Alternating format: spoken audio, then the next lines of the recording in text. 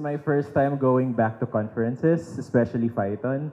So I am very happy to see fellow geeks with us here today. Though, hindi tayo full house today kasi I think it's not AI, but it's something that I think that you would be learning from. All right. Okay. So let's start. But before that, a bit of disclaimer. Uh,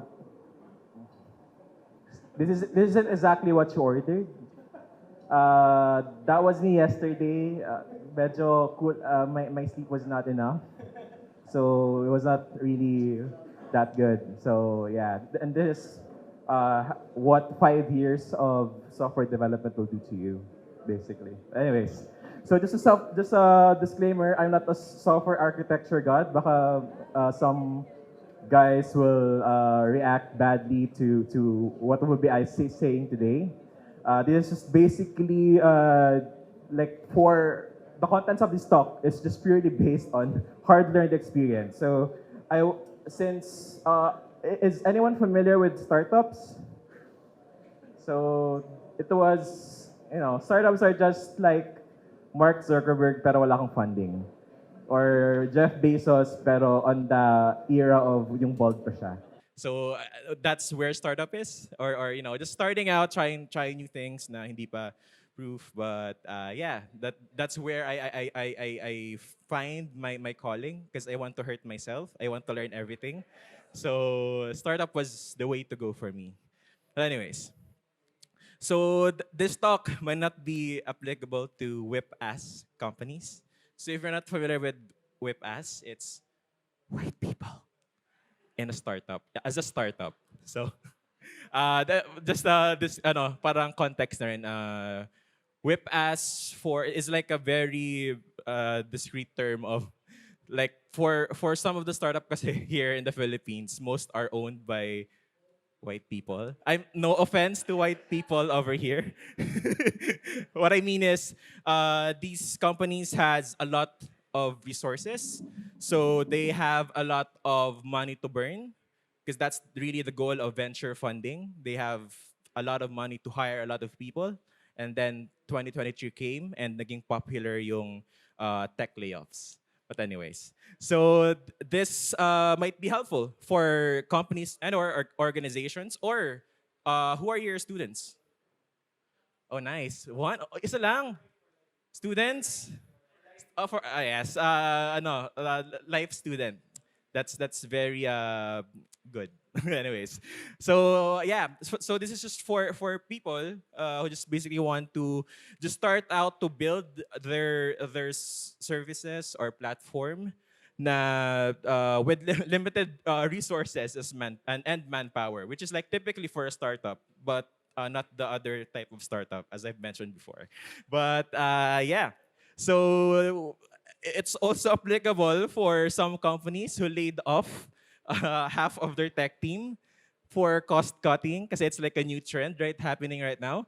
So they have problems maintaining their AWS, GCP, or Azure ecosystem. But anyways, yeah. So monolithic architecture, it's a big third pile, or yeah, big shit pile. As have anyone like is familiar with monolithic? I hope some of the oldies, parang ano eh, parang it's like a 30-year-old framework or architecture. But yeah, so at the moment, at this current juncture, this most how people or developers see it, or software architecture they'll see it, since it's like the old one, it's not the new kind of architecture. So this is just the architecture has been found from 1960s pa actually to nag-start. So it's just basically like a big chunk of software in a single code base. And so it's just basically like a single contained applications where components are tightly integrated. So you're really, if some of you are familiar with monolithic, it's just basically you have a database, and then you have like the big chunk here that has the user interface, they have the business logic and the data logic layer. So like the advantage for this was of course, since you're just handling one code base, it's very simple. You just have your own like code base, their single code base to manage. And though yung ease of development and deployment is kind of a bit depending on your experience. So it's kind of like, can be like a paradise or hell for you guys. For me, I'm in the middle. But yeah, so this disadvantages is it's less scalable now. Might be less scalable. It has high dependence between services. So that was like the initial insight for Monolithic. So that's why we uh, experimented or found uh, microservices. So si microservices naman, it's a distributed third file. So you have a lot of mini services. No, you have so you just basically salvage your big if you're coming from like a monolithic server and then some cool kid wants to make it monolithic. Usually, what they do is just like, okay, put your user authentication here, another server, order service to another server, things like that. So that is like the initial gist of how microservices works. So you just have like a group of shit together, with, like communicating together. Anyways, so sa distributed third file, again, so you're having so for the client surface or the client level, they would not see that it's not different shit uh, sewn together. It's just basically one user interface connecting to different services. And then might be you're connecting to a single or multiple database as well. So this was initially created because like the growing demand for scalability. So of course we have like Netflix, we have Facebook that does this kind of things because they have a lot of users and of course they need scalability. And again, breaking down of application to different components. So advantages is fast and independent developments. So you can just throw one server, then make someone your team lead or project lead, then go ahead do that. And then just segmentation of responsibilities, I guess. So that's how microservices is managed. You have like different leads for different services. So things like that. So disadvantages, it has like increased complexity because you're just you're gonna be dealing with a lot of services and also a lot of people since they're also managing those things out. And with heavy reliance on testing of yung API communications, that is like the golden way of doing or communicating between these services. So yeah. So like let's do like a bit of case study. And actually I was surprised like Michael Kennedy also discussed this one. So he kind of spoiled it for me. But anyways, so if anyone hadn't seen the presentation earlier in the morning, so apparently Amazon Prime Video, like a competitor of Netflix, since Netflix doing microservice, they're gonna try doing the microservices as well. So they did that. So it's just basically to build out their video monitoring platform for their video service. They have these different AWS service. So keep in mind, AWS and Prime Video are on the same conglomerate. So it's Amazon, it's Jeff Bezos.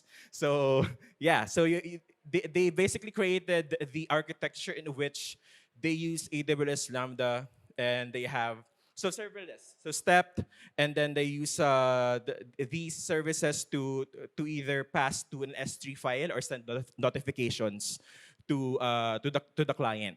So that's just very simple application, very micro development since they are having these different functions independently developed. But they encountered a problem. So the outcome was microservices are scalable. But the truth is, they hit the max scaling load of just 5%. What it's mean is, they serve, yung server nila, it hit like 100 with the 5% ng users. So that's practically very, point of concern kasi it does not check out yung scalability. And next is microservices are cheaper. So with Prime Video, it's ano, kind of cheap because they also own the web service. But the reality is deployments are cheaper, like the server instances. But the problem is the data bandwidth of the API communications. That's the point, or that's the part where it's gonna be kind of costly. So they just migrated the cost to another case. So yeah. And last was microservices are agile, fast. However, with my personal experience, most teams are doing fragile development. So they're just trying to create the sprints, and might be changed if some in the higher up like, no, don't do this. I'm gonna put you another task. So is that really implementable in a way if like even the higher ups doesn't know what your tech is? So that would be like the reason why you're doing fragile development. But anyways, this is what they come up with now. They basically destroyed their microservices and set up a new one. So it's much simple this time. They have merged all of the micro components into a single EC2 and ECS instances. And surprisingly, the cost was reduced to 90%.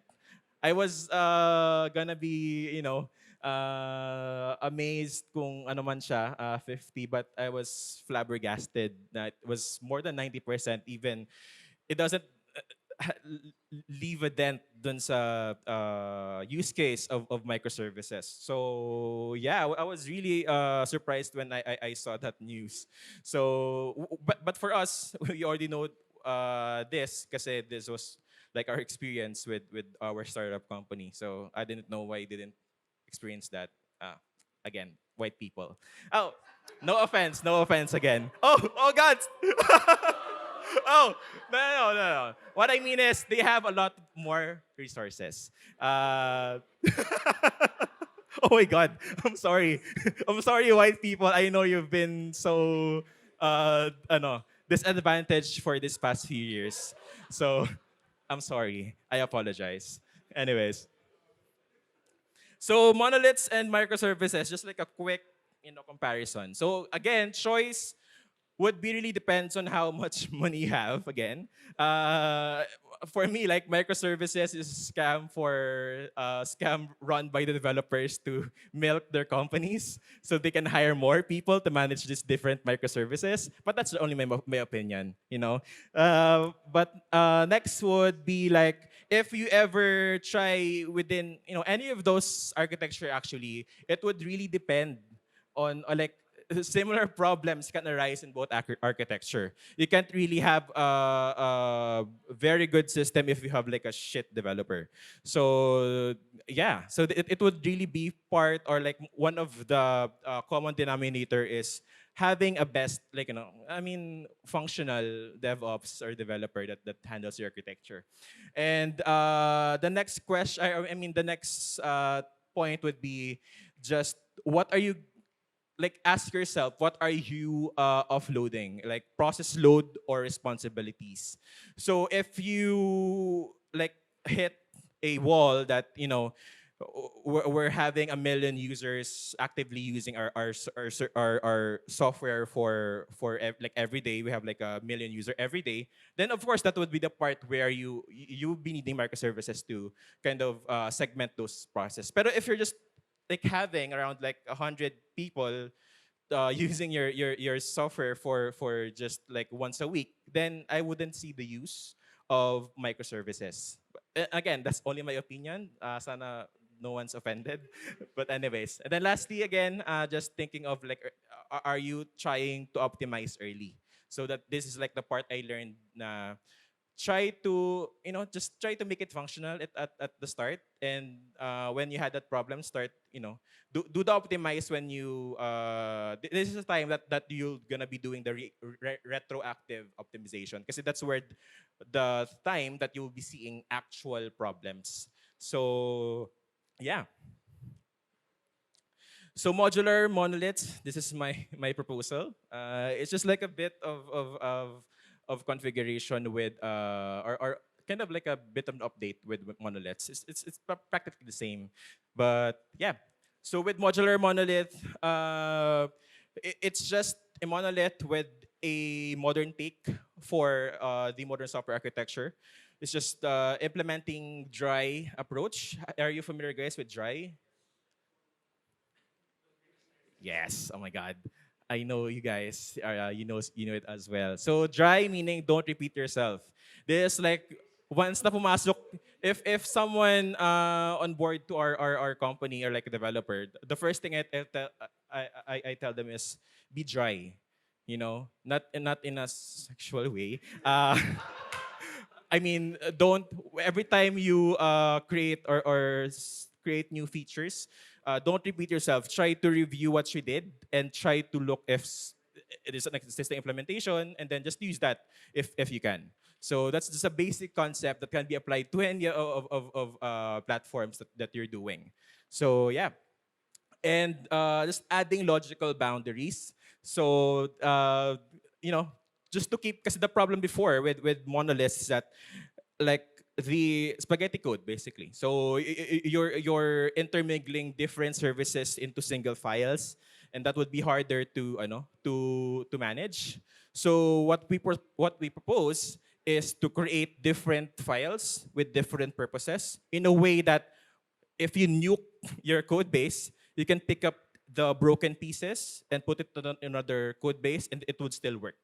So that's like the radical thinking of how monoliths or like modern monoliths should be. But yeah, so it's just like a diagram. So we have like a single server, but you have different application sub applications that will handle, and then you have like the single database. So things like that. So have anyone remembered this? For the student, have you remembered? Good.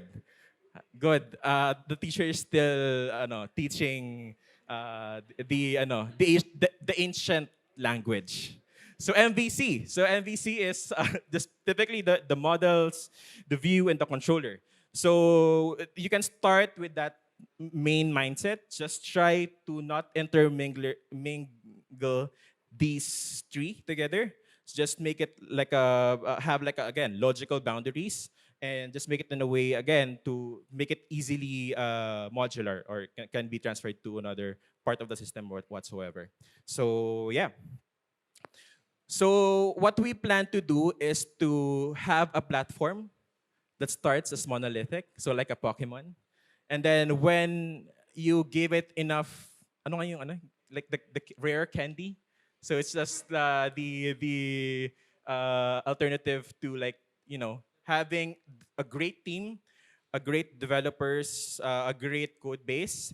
That's where you can trigger the evolution in a way. So when you're ready to do that, then you can eventually have the possibility of being or evolve it to a distributed third file. So yeah, so that's just so we're not discounting the use of microservices, because it's useful if it's done properly. So if you can't do a monolith, why are you doing microservice? Get out of here. So ayan. So of course to align with PyCon, we have we have the OG monolith. We have the Django. So with Django, it's of course it's a monolith, and tips and tricks that I've kind of gathered along the way. So HTML is back, guys. So was SOAP. So was XML. Just kidding. Only only HTML. Naalala niyo ba SOAP? Yeah. Anyways, yeah. When I found HMX, I'm home. I'm because I was using Angular, I was using React, and then I have to set up two server, create APIs, set up the security, and I just want to kill myself. And after that, and when I found this, God, I am very thankful. So try to check this out. It will solve all of your life's problems, and maybe this would be the secret to happiness. But anyways, yeah. So render is kind of like an AWS, but kind of like a simple version. This is what I usually use for actually this is like a paid but they have like a free service. But it's like a containerized Kubernetes containers. So that's how I do the Django. Easily deploy, trigger, then upload, then deploy. So that's how I deploy our apps. So easily without hiring a DevOps. So, but I still manage but in a minimal capacity. But yeah. Next would be the GitHub action. So the GitHub action is like your gatekeep, your guard. So you can implement safeguards there. You can run the pilot, what they call this, the tests that you have, the coverage. So once that some junior tried to do a PR, and if you saw red, then you can just reply, hey, there's still something wrong with the code base that you did. Do it again with a smiley face, of course, because for them to do it, try to. They're young, so kill them nicely. All right. And next is rough. Oh God, this was really helpful for me to automate some of the stuff we did. Uh, Auto arrangement of imports, checking the typical logical, changing some expressions, some things that some juniors might experience. So you can import this or use this into your development environment in order for you to kind of handhold automatic, without the need for you to handhold the juniors manually. Anyways. And celery, not the vegetable, of course. So this is a pipeline. It's a data queuing system. With us, we use this in with Redis as sort of like the broker to manage tasks, asynchronous tasks, to make Django a little bit better.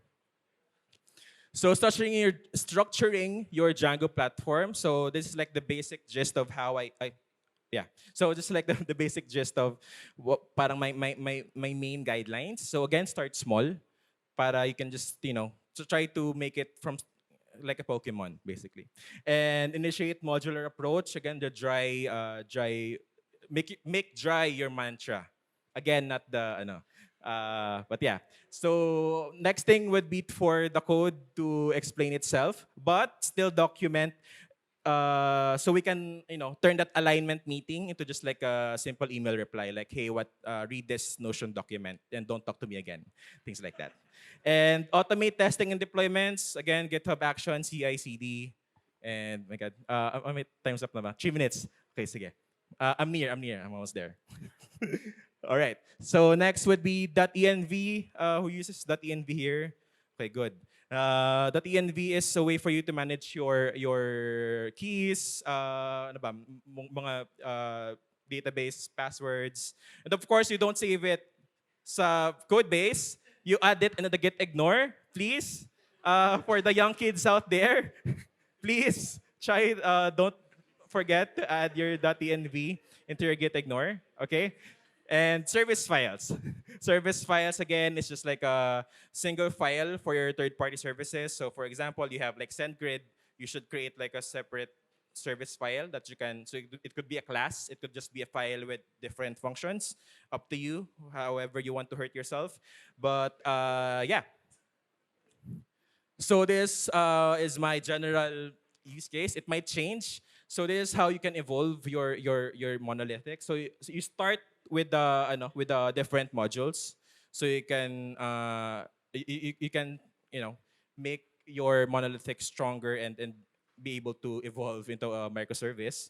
And then if you feel that you're good enough and capable enough and competent enough to do a microservice, then you can just offload some of the processes, put it in a celery queue, and or you can point it into a separate server or another instance of itself. So it would, call itself, something like that. And yeah, and then your load balancer for us, render does this automatically. Create new instance if a load, there's a lot of load, and that can be done both in live and sandbox environments. So this is the problem I experience with microservices. So there's like a startup, another startup that we're partnered with before, that does their testing on their production. So I'm I'm speechless when I saw that. Uh, they were pushing their changes directly to their AWS EC2 instance, and okay, I mean, good luck. So obviously we cut off communications with them because it's just yeah. Anyways, yeah. So that's it actually. So I hope you kind of learned something. Yeah. And connect with me if you want, but who cares, right? Okay, thank you for that wonderful talk. Can't wait to see you get canceled. Yes. And I'm single. And again, I'm sorry, white people. Okay, the floor is now open. We can still entertain one Yes. question, one or two more questions. If you have any questions, feel free to just approach the microphone. Don't attack me, I might cry. Okay, does anyone have any questions? Any questions? Okay, then I'll ask the question instead. Oh my God. Yes, sir. Okay, so the question that I have is outside of HTMX, I can see that you are very much. No, let me rephrase. I'm not going to use HTMX. Depressed? What are the possible downsides of the monolith that you are Ah, proposing? my Because God. it has to have downsides, of Very, course. very good question. Prepare a life of misery. Because, of course, not kidding. Because Django is not an easy language, if I mean framework to start with. I started using it again 6 years ago. Took me around a year because I didn't really know what Django is, but I like Python, so why not? So there's kind of a steep curve of learning because Django is battery operated. You have your ORMs, you can do your database in Django, you can do your HTML or HTMX for this matter, and you can do REST API. So you can basically do everything with Django. But the caveat of that is that you have to learn each of those and properly. You can't just copy paste, ask ChatGPT how to do this templates and things like that. So yeah, there's always a give and take. So it can some architecture might be easy to do, but it's not easily maintainable in the future. Might be.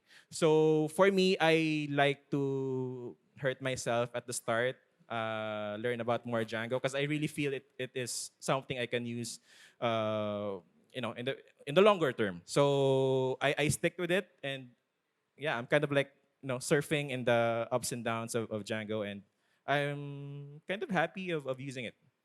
And also I'm using Flask, so I'm not like a Django bitch or something. So I'm using Flask fast API, but Django is like a teacher as well because it kind of teach you how to do other stuff other than the web development, but the plugins that it's installed with it.